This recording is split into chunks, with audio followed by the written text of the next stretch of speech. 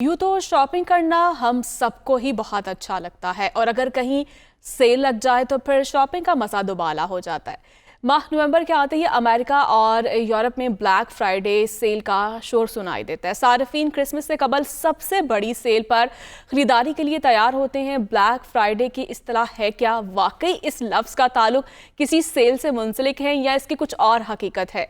और आम सारिफ इस दिन के बारे में क्या सोचता है, जानते हैं लंदन से मियाँ फारूक शम्सी की इस रिपोर्ट में। जी बिल्कुल, आज ब्लैक फ्राइडे है और उस हवाले से लोग बाहर आए हैं, शॉपिंग कर रहे हैं, हर तरफ रश है। क्योंकि क्रिसमस भी आने वाले हैं, उस हवाले से भी लोग तोहफ़े भी ख़रीद रहे हैं और अपनी ज़रूरियात ज़िंदगी भी ख़रीद रहे हैं।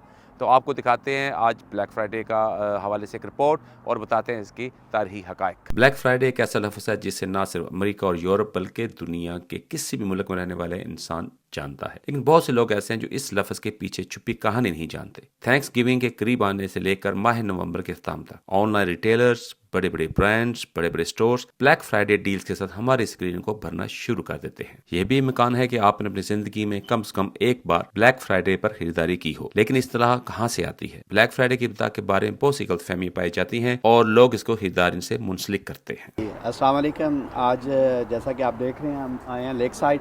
इधर ब्लैक फ्राइडे के हवाले से सुना है काफ़ी अच्छी सेलें लगी हुई हैं, हर साल लगती है। तो इस बार भी बच्चों के साथ आए हैं, ज़रा जाके चेक करते हैं क्या कुछ सेलें हैं, कैसा है। Black Friday, I know it's an American tradition, something that they cocked up after really Thanksgiving, isn't it? But it's kind of moved over here now. People start to have fights and trying to get the best deals, the cheapest TVs at the best price. लेकिन दर हकीकत black Friday का shopping से कोई ताल्लुक नहीं। Black Friday की एक इस्तिलाह थी जिसे फिलाडेल्फिया पुलिस ने 1950 की दहाई में थैंक्स गिविंग के अगले दिन होने वाली अफरा तफरी के निशानदही के लिए वजह किया। हुआ कुछ यूं कि उस दिन शहर के अंदर एक बहुत बड़ा फुटबॉल मैच था जिसको देखने के लिए फुटबॉल के शौकीन शहर के अंदर आए, जो कि हजारों की तादाद में। उस दिन थैंक्स गिविंग की शॉपिंग भी हो रही थी, चुनाचे एक अफरा तफरी और हंगामा आराई की सूरत हाल पैदा हो, और वो दिन था फ्राइडे का। तो इस दिन की मुनासबत से, इस अफरा तफरी के हवाले से इसको ब्लैक फ्राइडे का नाम दिया गया। इस इस्तिलाह को उस वक्त कुछ बड़े शहरों के बड़े कारोबारी इदारों ने और स्टोर्स ने अपने बाहर खड़े कतारों और जरूर से ज्यादा खरीदारी को बयान करने के लिए भी इस्तेमाल किया। कारोबारी मालकान ने 1961 में इसको बिग फ्राइडे के नाम से तब्दील करने की कोशिश की, ताहम वो कभी इसमें कामयाब न हुए। ब्लैक फ्राइडे करके सानू काफ़ी डिस्काउंट मिले है, बड़ा फायदा होया सानू। जी देख सकते हो बहुत दुनिया आई हुई है, ब्लैक फ्राइडे का बहुत ज़्यादा फायदा उठा रहे हैं लोग, और आई थिंक सारे नू आना भी चाहिए और देखना भी चाहिए। Oh, Black Friday is amazing. The deals are extravagant. Like the percentages off is really is good. Like it only comes once a year, so I know you get Boxing Day, but nothing beats Black Friday. The queues outside the shops is amazing. Like you got deals like in, for example, in like Apple or like O2 that usually got quite pricey, but on Black Friday it's your chance to get it. सन 1985 तक ये लफ्ज़, ये इस्तिलाह पूरे America में जानी पहचानी जाने लगी और 2013 के बाद ब्लैक फ्राइडे बैनुल-अक़वामी सतह पर भी मशहूर हो गया। I'm here at the Black Friday sales. Mainly the reason why I come is to look for really good deals, 50% off. Some places nearly 80-90% off. You get the best deals at this time. Best time to book flights for the rest of the year. So you know you don't have to do that much shopping the rest of the year. What I mainly know about Black Friday is that it's a good time around year for families and people to come out by themselves to find good discounts, high percentage discounts with other families, and it's a good place to be around when you're shopping.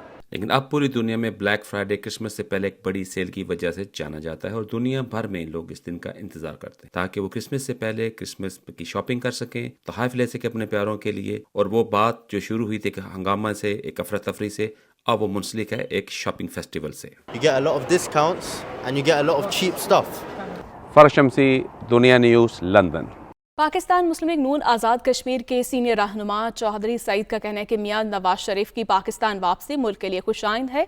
उम्मीद है कि party 8 फरवरी को होने वाले election में कामयाबी हासिल करेगी और एक बार फिर हुकूमत बनाने में कामयाब होगी। उन्होंने कहा कि माजी में मुस्लिम लीग नून के तरक्याती काम उनकी कारकर्दगी का मुबोलता सबूत हैं। इस वक्त हमारे नुमाइंदे मुसरत इकबाल उनके साथ मौजूद हैं। जी मुसरत, बताइएगा उनका मज़ीद क्या कहना है। आज हमारे साथ पाकिस्तान मुस्लिम लीग नून आज़ाद कश्मीर के सीनियर रहनुमा साबिक वज़ीर आज़ाद कश्मीर चौधरी सईद साहब मौजूद हैं। आइए इनसे जानते हैं कि जो साबिक प्राइम मिनिस्टर मियां नवाज शरीफ साहब जो काफ़ी अर्से के बाद लंदन से वापस पाकिस्तान गए इलेक्शन के लिए, ان کا کیا کہنا ہے کہ الیکشن ہوں گے, آگے نون لیگ کی گورنمنٹ آئے گی یا کہ کچھ اور پلان ہے؟ جی جو اس وقت شکریہ. ایک تو میاں صاحب کی آمد پاکستان کے لیے مبارک ہو, لیکن اسی ارادے سے گئے کہ الیکشن لڑنا, اور الیکشن کی وجہ سے ہی گئے. اور سپریم کورٹ آف پاکستان نے بھی فیصلہ دیا ہے کہ 8 فروری کو ان اینی کیس الیکشن ہونے چاہیے. مجھے پورا یقین ہے کہ تمام یہ سیاسی پروسیس آگے چلے, الیکشنز ہوں اور لوگ فیصلہ کریں کہ ہم پہ حکومت کس نے کرنی ہے. میں اپنی جگہ پہ مطمئن ہوں کہ ہماری جو کارکردگی رہی ہے پچھلے سالوں میں اور جس طرح سے ہمیں ہٹایا گیا تھا اس کو پیش نظر رکھیں, لوگ یقیناً ہمارے لیے ووٹ کریں گے اور انشاءاللہ پاکستان مسلم لیگ نون گورنمنٹ بنائے گی. باقی الیکشن ہونے چاہیے, فیئر اینڈ فری ہونے چاہیے اور ٹائم سے ہونے چاہیے. یہ پروسیس ہر 5 سال بعد مکمل ہونا چاہیے تاکہ ملک میں جمہوری جو قدریں ہیں وہ مضبوط ہوں اور جمہوری جگہیں پکڑے. میرا خیال ہے کہ ہماری جماعت اس پوزیشن میں ہے کہ وہ اکیلے حکومت بنائے, اور اگر الیکشن کے بعد سپلٹ مینڈیٹ آتا ہے تو لائک مائنڈڈ لوگوں سے بات چیت ہو سکتی ہے. اس وقت بھی کچھ پارٹیز کے ساتھ سیٹ ایڈجسٹمنٹ کی بات ہو رہی ہے, اور اگر سیٹ ایڈجسٹمنٹ میں اچھے رزلٹس آتے ہیں تو ضرور کرنی چاہیے. جی آخر میں ایک آزاد کشمیر پہ کہ گورنمنٹ جو اب بنی ہوئی ہے آزاد کشمیر کی, جن کے پرائم منسٹر چودھری انوار الحق صاحب ہیں, وہ پاکستان تحریک انصاف سے ہیں, اور اس میں نون لیگ پیپل پارٹی ساری جماعتیں جو ہیں نا وہ بڑے اتفاق کے ساتھ جو ہے نا وہ چل رہی ہیں. اس میں کیا جو ہے نا لاجک ہے؟ بدقسمتی سے چودھری صاحب کسی جماعت سے نہیں ہیں, وہ پہلے بھی سیاسی جماعتیں بدلتے آئے ہیں, اور جس دن پاکستان میں عمران خان صاحب کی حکومت ختم ہوئی اسی دن آزاد کشمیر کے اندر سارے لوگوں نے راتوں رات اپنے آپ کو بدل لیا, اور کسی نے بھی عمران خان کا ساتھ نہیں دیا. یہ جو راتوں رات پارٹیاں گملوں میں بنائی جاتی ہیں, پھر اسی طرح گملے ٹوٹتے اور وہ پارٹیاں غائب ہو جاتی ہیں, تو وہ کسی بھی پارٹی کی نہیں. بنیادی طور پر جب یہ سردار تنویر الیاس صاحب کی جو حکومت تھی وہ پرفارم نہیں کر رہی تھی, بہت غلطیاں کر رہے تھے, ساری لیڈرشپ آزاد کشمیر کی متفق تھی کہ سردار تنویر الیاس صاحب کو روانہ کیا جائے اور کسی اچھے شخص کو آزاد کشمیر کا وزیر اعظم بنایا جائے, اور مل جل کر ہم سارے کوشش کریں کہ عوام کو اس کا بینیفٹ ہو. بدقسمتی سے تنویر الیاس صاحب کو یہ خود تو نہیں ہٹا سکے, وہ ایک عدالتی فیصلے کا شکار ہوئے, لیکن اس کے بعد اچانک جب یہ گورنمنٹ بنی تو اس امید کے ساتھ پاکستان مسلم لیگ نون شامل ہوئی تھی کہ گورننس میں بہتری لائیں گے. پاکستان پیپلز پارٹی بھی شامل ہوئی اور مل کر عوام کے جو مسائل ان کو حل کریں گے. جی جیسا کہ آپ نے سنا کہ چودھری سعید صاحب کا کہنا ہے کہ پاکستان کے الیکشن کے فوراً بعد آزاد کشمیر میں بھی الیکشن کیے جائیں تاکہ لوگوں کے کام بہتر سے بہتر انداز میں کیے جائیں. جی